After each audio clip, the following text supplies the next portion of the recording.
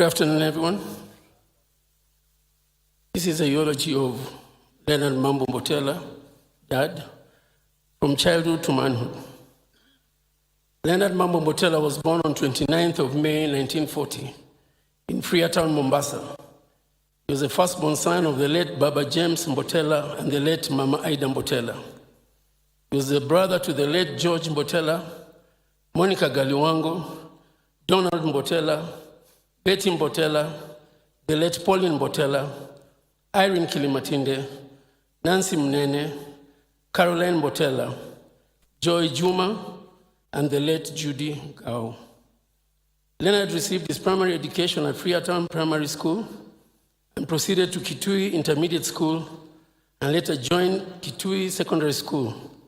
His high school education was kept under the close surveillance of his father, Babu James, who was a district education officer in Kitui at the time. His teachers then referred him to as Kijana wa DEO. In 1965, Leonard met and fell in love with Alice Mwikali, and on the 6th of June 1970, they got married at ACK St. Stephen's Church in Nairobi. They were blessed with 3 children, Ida, Jimmy, and George.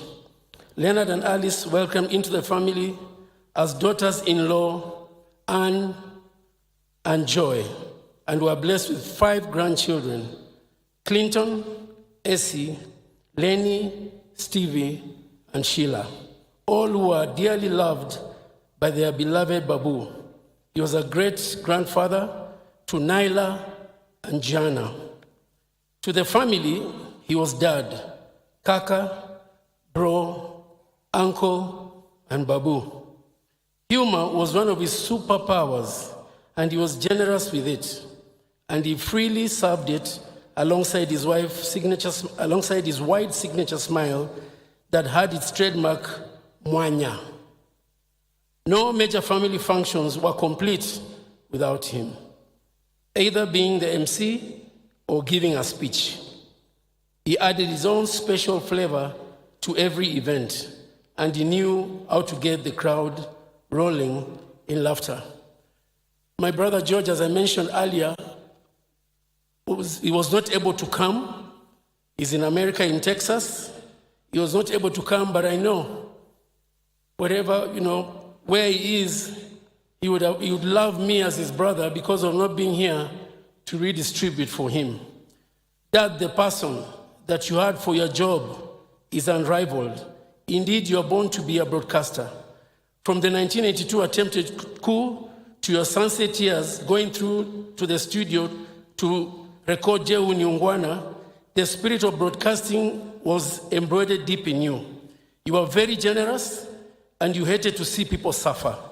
I recall the morning we had breakfast together, and a lady carrying a child on her back approached for help, and you gave her 200 shillings. The lady was so overwhelmed, eyes reddened, and she cried uncontrollably. She couldn't believe it. That was Dad. Rest with the angels, Dad.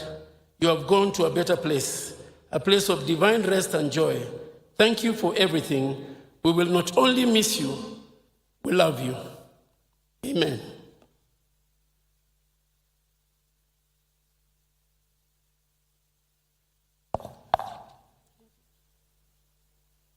Pardon me, forgive me. I didn't finish reading the eulogy. Let me continue. Pardon me for that. Leonard's passion for radio goes back to when he was a child.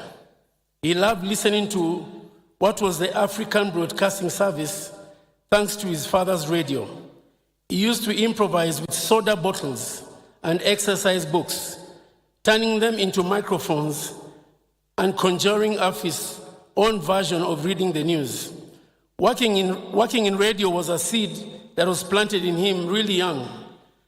In 1963, Leonard secured a job with Nakuru Baraza newspapers as a liner type machine operator.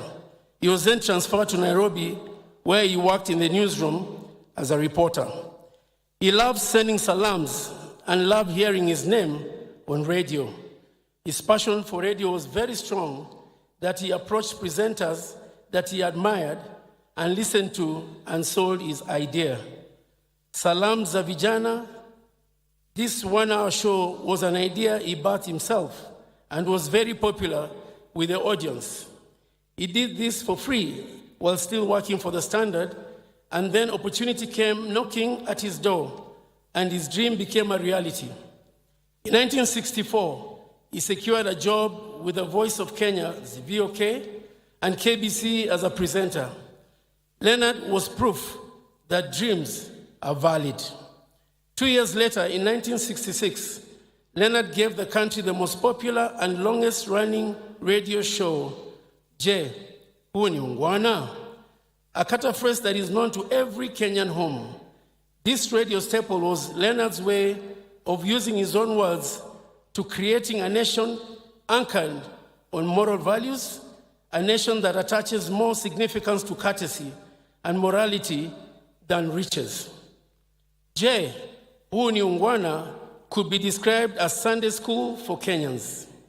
The program successfully transitioned from its radio format to TV, something which brought him much joy as he also enjoyed being in front of camera. While at KBC, he was a presenter, newsreader, sports commentator, and editor. However, he was also a teacher, trainer, mentor, and leader for many who chose to pursue a career in radio. No one can deny that Leonard loved his job. He was mtangazaji nambari moja, and he became a trusted voice in every home. A milestone in his career that is remembered annually was when he announced the failed coup of 1982. He was never one to shy away from recounting the harrowing events of Sunday of August 1st, 1982. His renowned announcements have etched his name into the record books of Kenya's history. His eloquence, dedication, charisma, and delicate voice and mastery of the Kiswahili language did not go unnoticed, and he was seconded to work for the Presidential Press Service in 1984. By the time Leonard retired, he had been on air for 58 years. As a result of his stellar performance in journalism, Leonard earned presidential awards such as the Head of State Commendation, HSC, and Order of Grand Warrior, OCW. In 2009, the government recognized his contribution to the media by naming him a national hero. In 2022, this AFC Leopards and Arsenal Football Club fan was appointed a member of the National Heroes Council. In 2023, Leonard added another feather to his publishing his memoir, Je, Huu ni Ungwana, a publication that journeys through the various chapters of his life. Family. A publication, let me take that again. A publication that journeys through the various chapters of his life, family history that is traced back to Malawi and his passion for his work. Indeed, Leonard was one of the few who were able to identify their passion and talent from an early age and get to enjoy a lifelong career from it, leaving an indelible footprint in the hearts of many along the way. The farewell. Leonard fell sick a while back and was in and out of hospital. However, on Thursday, 6th February, his condition deteriorated and he peacefully rested on Friday 7th at 9:30 at Nairobi South Hospital. Leonard was a people's person liked by many friends, workmates, neighbors, to mention but a few, mostly, of course, by his entire family and relatives. He was very loving and always keen to know the well-being of his larger family. Leonard was very passionate about music and had an electric memory and a wealth of knowledge, especially for the Congolese songs and zilizopendwa genre. Leonard loved to sing and enjoyed entertaining crowds with his performances in various functions. He was always co-opted as a band member without the missing a beat, as if there had been a previous rehearsal. There are many TikTok videos of him singing away, Leonard was a true entertainer, a master of the mic.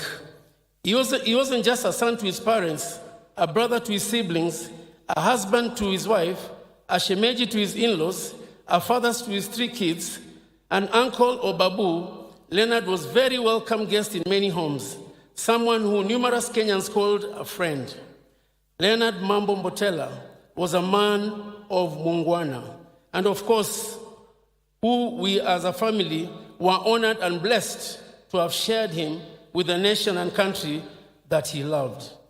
Thank you, Leonard Mambo, for your generous service to all of us, and our airwaves will never be the same again. Rest well, Dad. Rest well, Kaka Leonard. Rest well, Babu. Rest well, Uncle.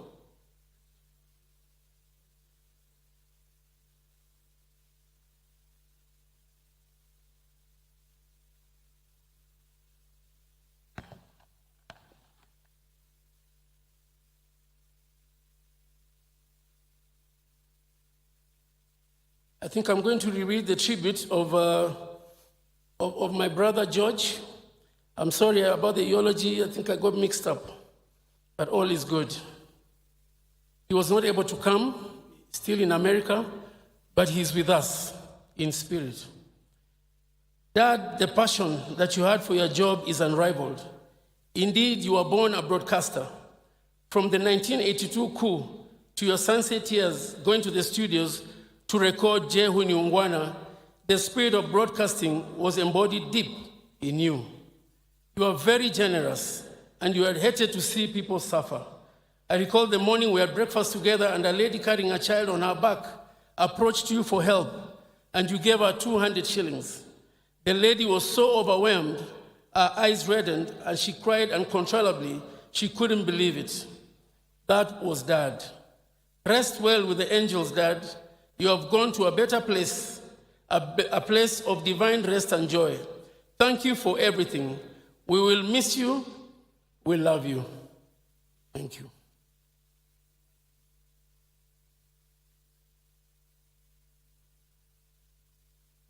Thank you, Jimmy. I'm going to ask Ma'am